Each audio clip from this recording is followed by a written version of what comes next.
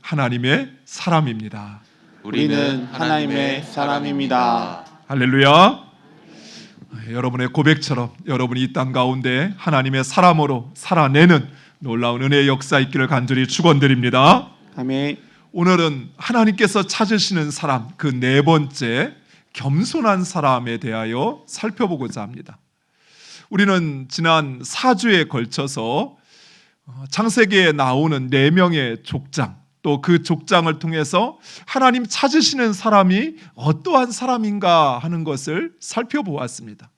오늘은 그 네 번째 요셉, 그 요셉을 통하여 하나님 찾으시는 겸손한 사람에 대하여 생각해 보고자 합니다. 겸손, 이것은 다른 사람을 존중하고 자신을 낮추는 그 태도를 말합니다. 거만하지 않고 잘난 척하지 않고 자신을 드러내지 않는 것, 이것을 겸손이라고 합니다.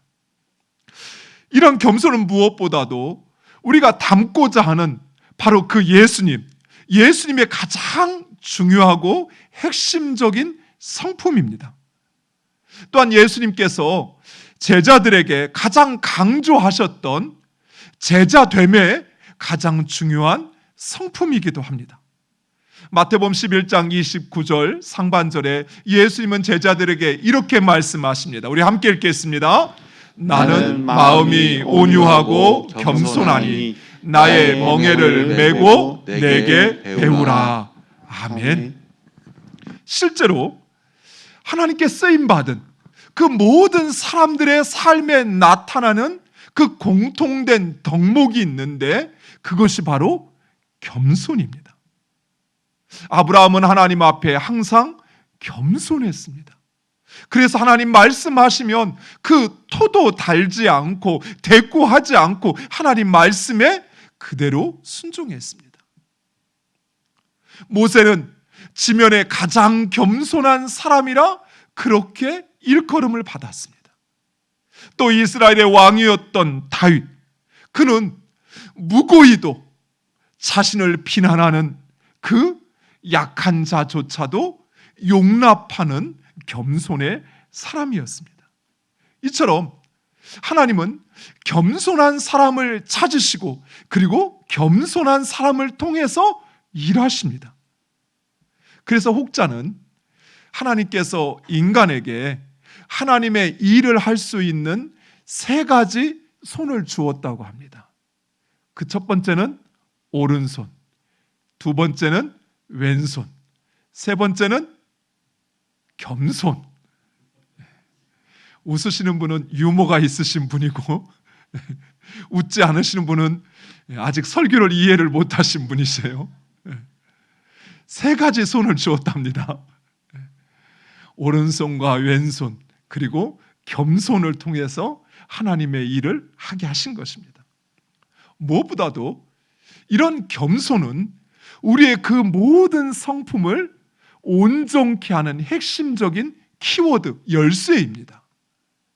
우리가 아무리 정직하고 의롭고 충성한다 할지라도 겸손하지 않으면 그것은 자기 자랑일 뿐이라는 것이에요.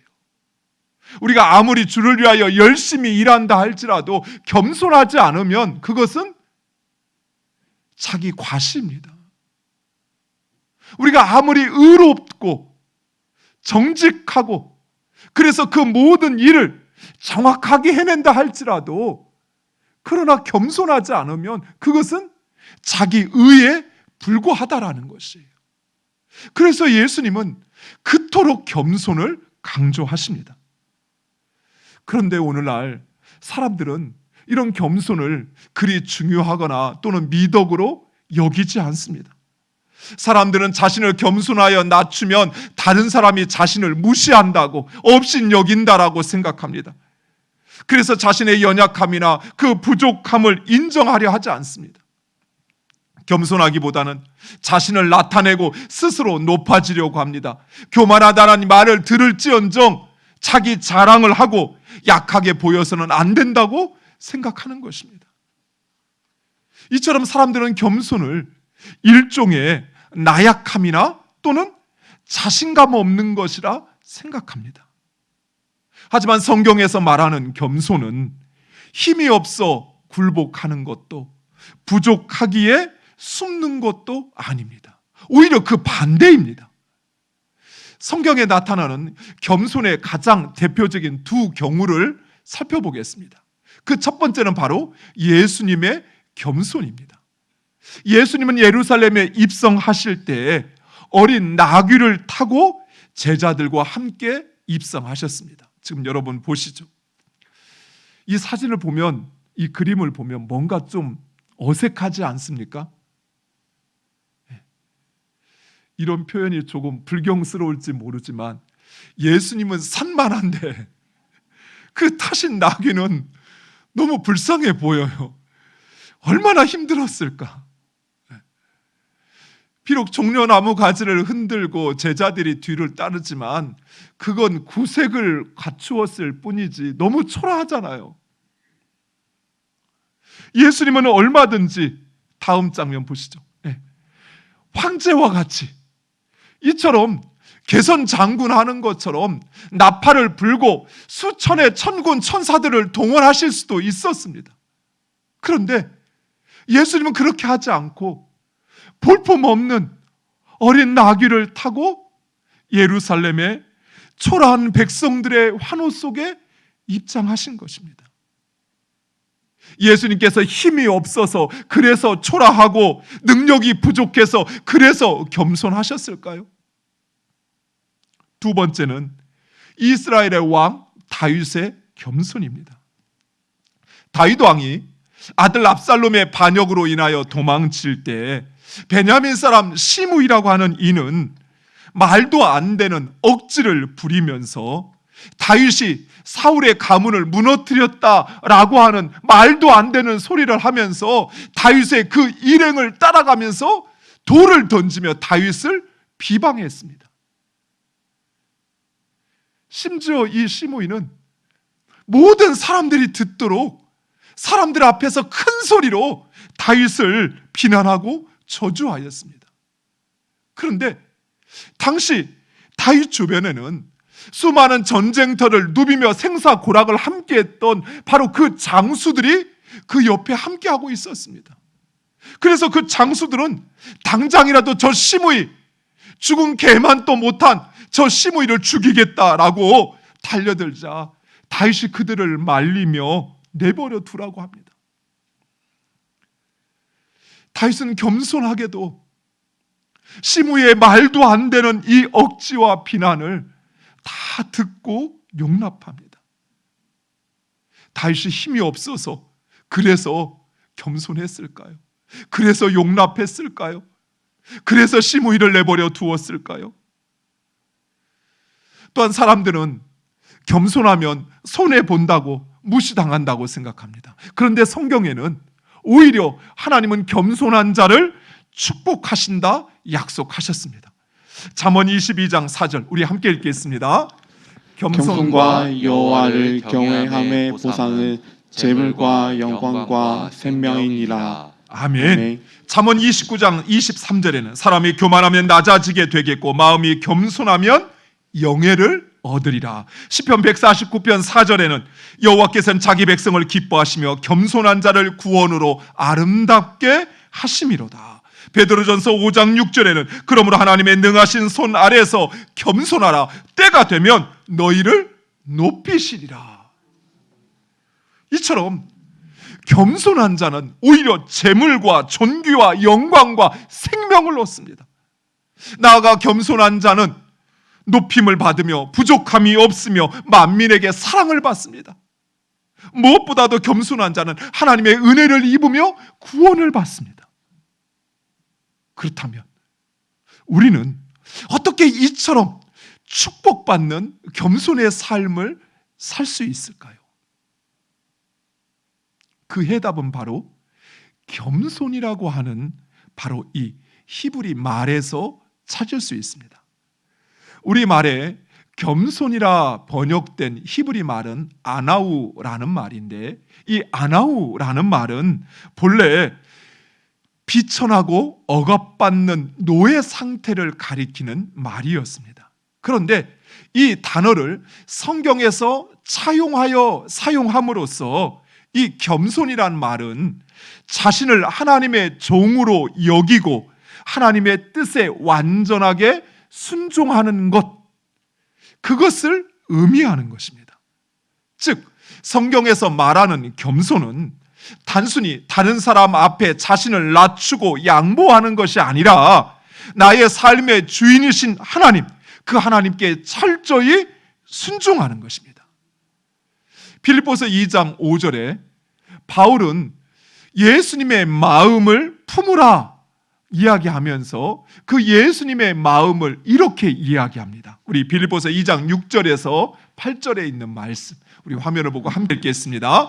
그는 근본 하나님의 본체시나 하나님과 동등됨을 취할 것으로 여기지 아니하시고 오히려 자기를 비위 종의 정체를 가지고사 사람들과 같이 되셨고 사람의 모양으로 나타나사 자기를 낮추시고 죽기까지 복종하셨으니 곧 십자가에 죽으시니라.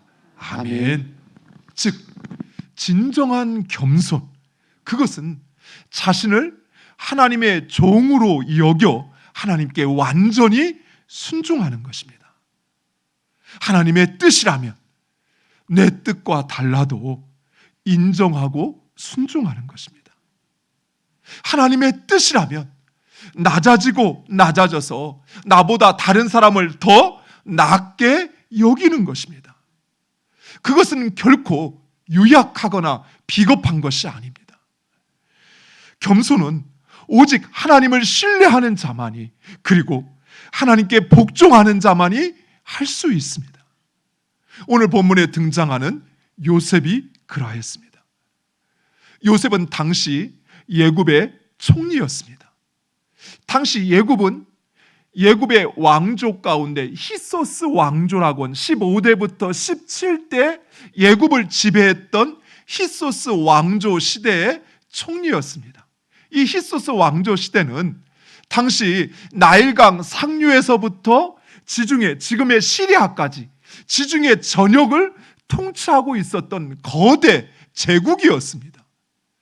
즉 요셉은 바로 이 대제국의 총리였던 것입니다. 그리고 요셉이 이 예굽의 총리로 세워지자 이 예굽의 바로왕은 요셉에게 새 이름을 지어줍니다. 그 이름은 바로 사브낫 바네아라는 이름입니다. 그런데 이 사브낫 바네아라는 단어의 뜻은 생사 문제에 있어서 신과 같은 권능을 가진 자, 즉 우리를 죽이기도 하고 살릴 수도 있는 사람이라는 것입니다. 요셉은 우리의 생사를 주장할 수 있는 바로 그 권세와 그 지위를 가진 자였습니다. 그리고 바로 그 요셉 앞에 서 있는 요셉의 형들, 그들은 아무 죄 없는 요셉을 죽이려 하였고 결국 그 요셉을 이방인에게 팔아 넘긴 잔인하고 악한 자들이었습니다. 요셉은 그 형들로 인하여 평생 잊을 수 없는 상처를 받았을 것입니다. 그 상처를 어떻게 잊겠습니까? 아무 죄 없는, 오히려 그 형들을 위하여 아버지 심부름을 따라 먹을 것을 가지고 왔던 자신을 구덩이에 파묻어 죽이려고 하더니 자신을 이방인으로 팔아버린, 그래서 13년 동안이나 그 고통의 나날을 보냈는데 어떻게 그 형들을 잊을 수 있겠습니까? 요셉은 억울했을 것입니다. 서러웠고 원망스러웠을 것입니다. 그리고 이제 요셉은 얼마든지 그 형들을 벌할 수 있는 그 자리에 있습니다. 굳이 자신의 손을 통하지 않고서도 요셉은 얼마든지 그 형들의 죄를 물을 수 있었습니다. 형들만이 아니라 그들의 자손들까지도 모두도 벌할 수 있는 그런 자리에 있었던 것입니다. 하지만 그런 요셉은 그 형들을 용서합니다. 심지어 억울하다 말하지도 않습니다.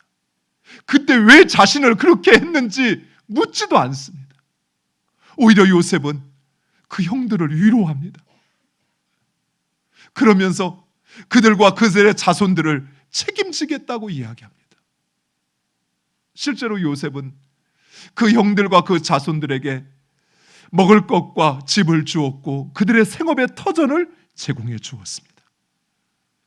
이처럼 요셉은 억울한 일을 당하고도 그 억울함을 갚을 수 있는 힘과 권세를 가졌음에도 겸손히 자신의 그 권세를 사용하지 않고 그 형들을 용서합니다.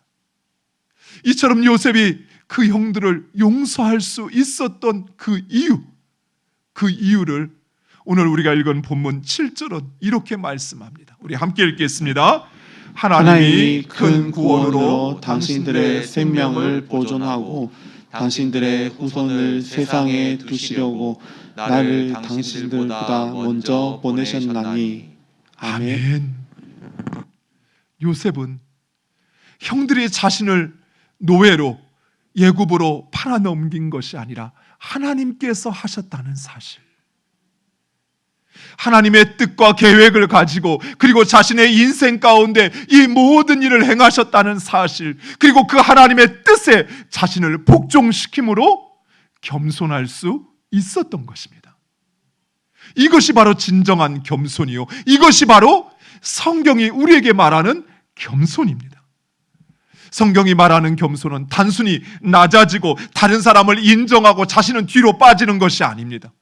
성경에서 말하는 겸손은 나의 삶의 주인이신 하나님을 인정하고 그리고 그 하나님의 뜻이 무엇이든 그 하나님의 뜻에 철저히 순종하는 것입니다.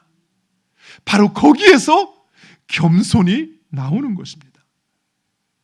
요셉은 자신은 다만 하나님의 피조물이라는 사실, 하나님의 종이라는 사실을 인정했고 그리고 그 하나님의 뜻과 계획에 자신의 모든 감정과 의지와 정당한 권리조차도 복종시킴으로 겸손했던 것입니다. 사랑하는 성도 여러분, 하나님은 이런 겸손한 사람을 통해서 일하십니다. 그리고 이 겸손한 사람, 낮아지고 낮아지는 이 겸손한 요셉을 그 대제국의 총리로 세우신 것입니다.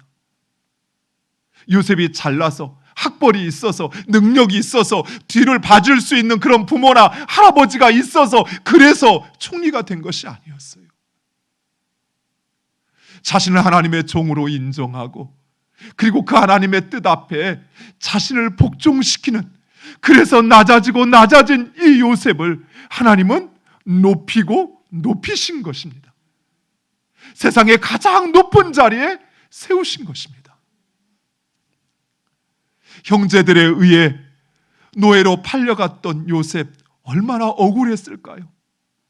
또 보디발의 아내에 의하여 억울하게 옥에 갇혔을 때 요셉은 얼마나 억울했을까요?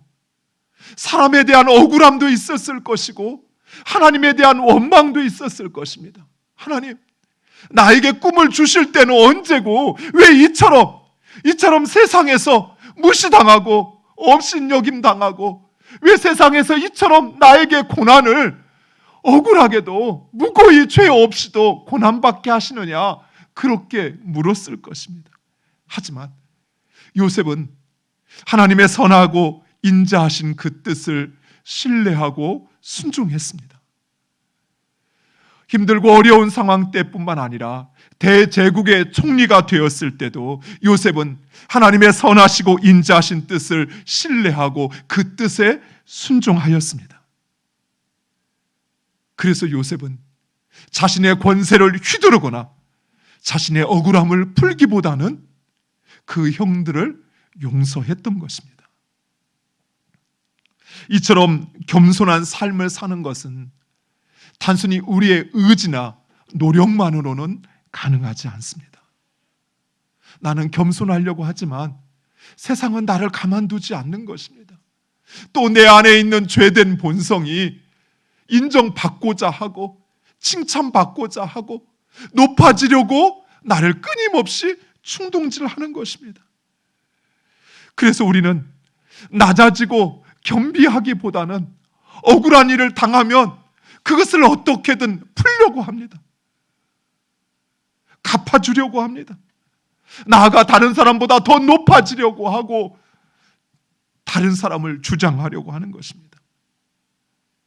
그러나 나는 다만 하나님의 피조물이요, 하나님은 나의 주인이라는 사실을 인정할 때, 그리고 그 하나님의 뜻과 계획은 선하고 인자하시다는 사실, 그것을 확신하고 순종할 때 우리는 겸손할 수 있습니다. 말씀을 준비하면서 이 겸손이라는 이 그 두 글자를 보게 됐습니다. 보여주시죠.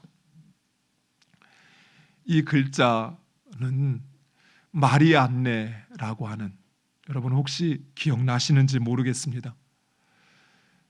고흥에 있는 소록도에서 43년 동안 한센인들을 섬겼던 오스트리아 간호사 마리안네 그리고 마가렛 선교사가 있었는데, 바로 그 중에 한 분이었던 마리안네 선교사님이 쓴 글자입니다.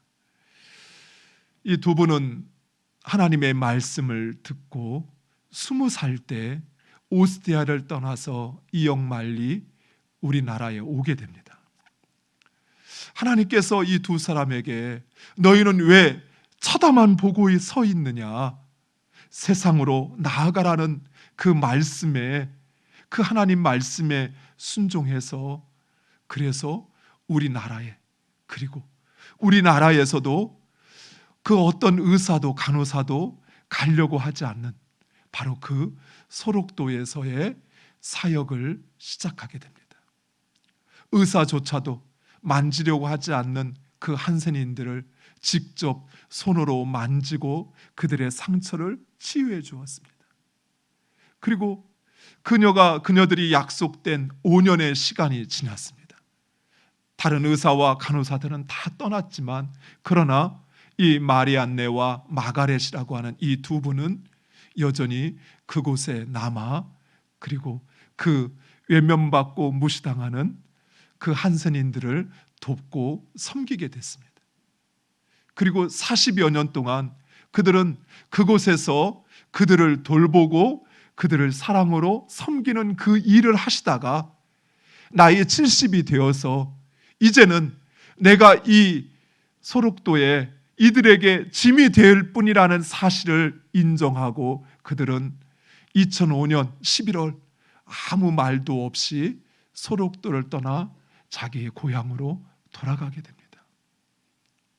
그리고 이 사실이 사람들에게 알려지게 되면서 이 두 분은 나중에 대한민국 명예 국민으로 인정받게 됩니다. 이 두 분이 소록도를 떠난 후에 다시 소록도에 있는 그 돌보았던 그 모든 이들에게 편지를 보냈는데, 그 편지 속에는 오히려 당신들은 이곳에서 그 한센인들을 통해서 사랑을 받았고 그들이 베풀어 주신 은혜가 너무 커서 감사하다고, 행여 우리가 상처를 준 것이 있다면 이 글로 용서해 달라고, 우리는 갚지 못하지만 하나님께서 당신들에게 그 은혜를 베풀어 주실 것이라 오히려 그 한센인들을 위로하였습니다. 그 중에 한 분이었던 마리안네가 쓴 글자입니다. 글자 다시 한번 보여주시죠. 그 글자를 다시 한번 자세히 보시면 겸손의 손자의 시자를 한번 자세히 보세요. 마치 사람이 땅에 손을 대고 엎드린 모양처럼 그렇게 그 자세를 보여주고 있습니다. 사랑하는 성도 여러분, 하나님은 겸손한 사람을 찾으시고 겸손한 사람을 통해서 일하십니다. 그리고 그 겸손한 사람을 높이십니다. 여러분이 바로 그 겸손한 자가 되시기를 간절히 축원드립니다. 기도하겠습니다.